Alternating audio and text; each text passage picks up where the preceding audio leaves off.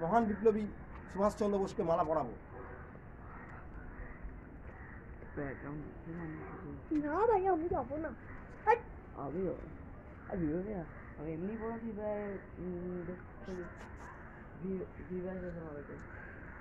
এখানে দাঁড়া না, কি দাঁড়াবো? এখানে দাঁড়া।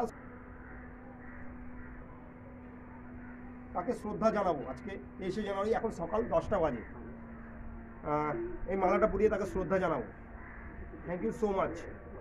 তিনি বীর বিপ্লবী ছিলেন, তিনি আমাদের হৃদয়ে চিরকাল থাকবেন। অমর বিপ্লবী তিনি, তিনি বীর নেতা, তিনি বিশ্ব নেতা নেতাজি সুভাষচন্দ্র বসু। তিনি 1897 সালে 23শে জানুয়ারি জন্মগ্রহণ করেছিলেন উড়িষ্যার কটক শহরে। তার বাবা ছিল জানকীনাথ বোস, তিনি বিখ্যাত উকিল ছিলেন, ব্যারিস্টার। আর মাও ছিল একজন খুব ভালো মহিলা, প্রভাবতী দেবী। তিনি নেতাজি সুভাষচন্দ্র বোস প্রেসিডেন্সি কলেজে ভর্তি হয়েছিলেন, ইংলিশ অনার্সের ছাত্র ছিলেন। তিনি ওখানে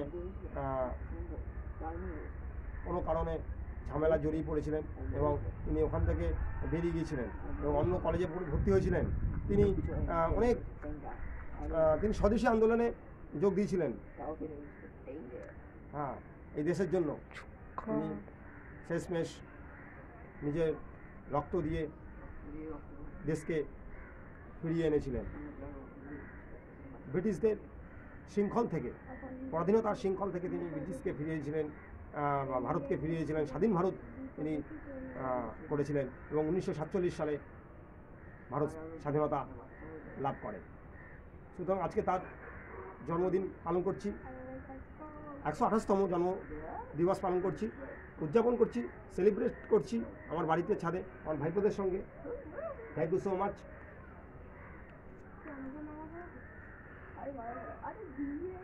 এদিক করে থাকো বাবা। হ্যাঁ হ্যাঁ, এখন মালা পড়াচ্ছি, সম্মান শ্রদ্ধা জানাচ্ছি। খুব খুব গর্বের মুহূর্ত, খুব ইম্পর্টেন্ট মুহূর্ত, খুব আবেগের মুহূর্ত।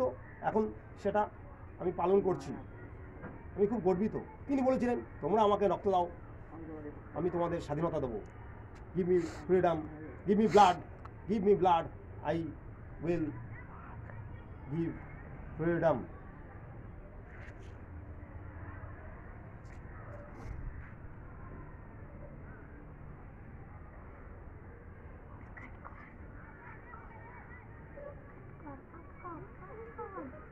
না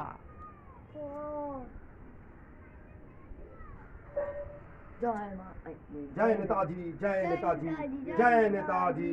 वंदे मातरम, वंदे मातरम, वंदे मातरम, वंदे मातरम, वंदे मातरम, वंदे मातरम, वंदे मातरम। कदम कदम बढ़ाएगा, खुशी के गीत गाएगा, हम है राही प्यार की, हम तो गीत सुनाएगा। कदम कदम बढ़ाएगा।